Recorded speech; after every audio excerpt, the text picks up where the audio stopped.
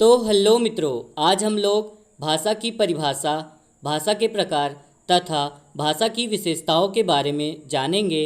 और मैं आपको बता दूं, यह प्रश्न आपको क्लास 9, 10, 11 और 12 में पूछ लिया जाता है तथा यह प्रश्न आपको हिंदी से संबंधित सभी परीक्षाओं के लिए बहुत ही महत्वपूर्ण हैं। आइए हम जान लेते हैं भाषा की परिभाषा। भाषा एक माध्यम है जिसके द्वारा मनुष्य अपने भावों और विचारों को प्रकट करता है।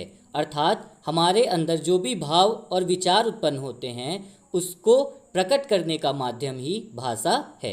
इसकी दूसरी परिभाषा भी हम लोग लिख सकते हैं कि भाषा वह माध्यम है जिसके द्वारा हम अपनी बात दूसरों तक पहुंचाते हैं तथा दूसरों की बात को समझते हैं। मतलब अपनी बात को दूसरों तक पहुंचाना और दूसरों की बात को समझना ही भाषा कहलाता है। अब तीसरी परिभाषा भी हम लोग लिख सकते हैं डॉक्टर बाबूराम सक्सेना के अनुसार, जिन ध्वनि संकेतों के द्वारा मनुष्य आपस में विचारों का आदान प्रदान करता है उनको समष्टि रूप से भाषा कहते हैं। तो आप इन तीनों परिभाषाओं में से जो भी परिभाषा आपको सरल लगे आप वह लिख सकते हैं। अब भाषा के तीन प्रकार होते हैं। पहला मौखिक भाषा, दूसरा लिखित भाषा और तीसरा सांकेतिक भाषा। अब हम जान लेते हैं भाषा की विशेषताओं के बारे में। तो भाषा की पहली विशेषता है इसका क्षेत्र विस्तृत होता है। अर्थात जो भाषा होती है वो बहुत बड़े क्षेत्र में बोली जाती है। दूसरी विशेषता, मानव के प्रत्येक कार्य भाषा द्वारा संचालित होते हैं। हमें कोई काम कराना होता है तो हम उसको भाषा के द्वारा बोलते, बताते, समझाते हैं।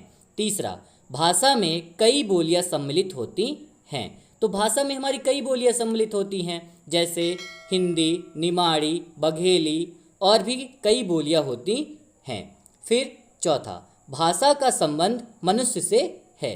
तो भाषा का संबंध मनुष्य से है, ये हम लोग जानते ही हैं। पांचवा, भाषा परिवर्तनशील है।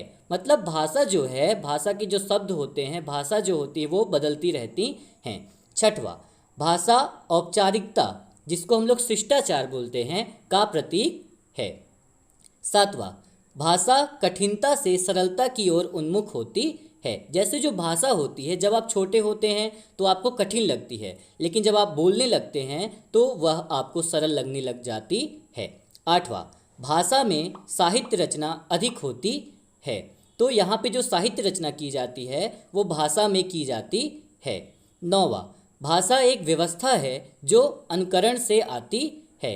तो भाषा एक व्यवस्था है जिसको हम लोग बोलने लगते हैं, बोलते बोलते वो हमसे आने लगती है। 10वां, भाषा मुख से उच्चारित होती है।